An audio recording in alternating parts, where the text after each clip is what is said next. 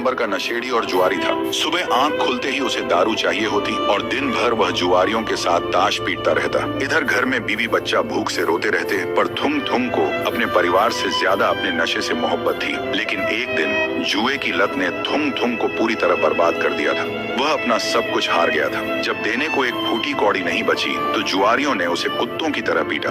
जैसे तैसे थुंग थुंग वहाँ से जान बचाकर भाग आया, लेकिन नशे में धुत थुंग थुंग को रास्ता नहीं दिखा और अनजाने में वह एक सुनसान श्मशान में चला आया। तभी उसकी नजर जमीन पर पड़ी एक दारू की बोतल पर गई। बोतल देखते ही थुंग थुंग अपना सारा दर्द भूल गया और जल्दी से उसने बोतल का ढक्कन खोल दिया। ढक्कन खुलते ही बोतल से काला धुआं निकला और एक शैतान बाहर आया और फटी हुई आवाज में बोला, मैं सदियों से कैद था, तूने मुझे आजाद किया है। मांग, तेरी कोई एक आखिरी इच्छा पूरी करूंगा। तू चाहे तो मैं तुझे सोने का महल दे दूं। थुंग थुंग ने जोर से डकार ली और बोला, अबे महल का क्या करूंगा, झाड़ू लगाने में थक जाऊंगा। एक काम कर, मुझे कभी खत्म न होने वाली दारू की बोतल दे दे और एक ऐसी ताश की गड्डी दे जिसमें मैं हमेशा जीतूं। सुनते ही शैतान एक सेकंड के लिए शांत हो गया, फिर बोला, कैसा बेवकूफ इंसान है तू। खैर तथास्तु, पर याद रखना, जिस चीज पर से तेरा ध्यान हटेगा वो हमेशा के लिए सूख कर मिट्टी बन जाएगी।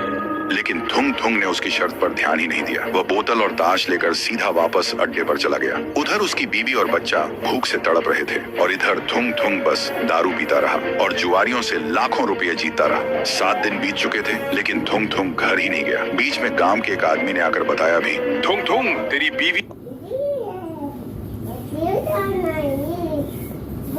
बीमार है और बच्चा भूख से रो रहा है, घर जा।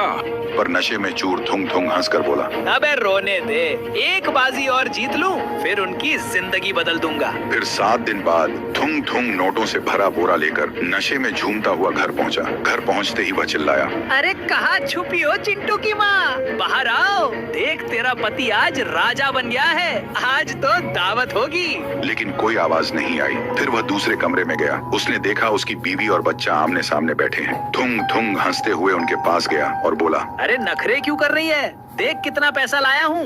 लेकिन जैसे ही उसने अपनी बीवी के कंधे पर हाथ रखा, उसकी बीवी का सिर धड़ से अलग होकर जमीन पर गिर गया। ये देखते ही थुंग थुंग का नशा एक सेकंड में उतर गया। फिर उसने घबराकर अपने बच्चे को छुआ, लेकिन बच्चे का पूरा शरीर सूखी हुई मिट्टी की तरह भुरभुराकर हवा में उड़ गया। तभी वहाँ वह शैतान आया और एक डरावनी हंसी के साथ बोला, मैंने कहा था ना थुंग थुंग, जिस चीज से तेरा ध्यान हटेगा वो मिट्टी बन जाएगी। तूने 7 दिन अपने परिवार को मुड़कर नहीं देखा।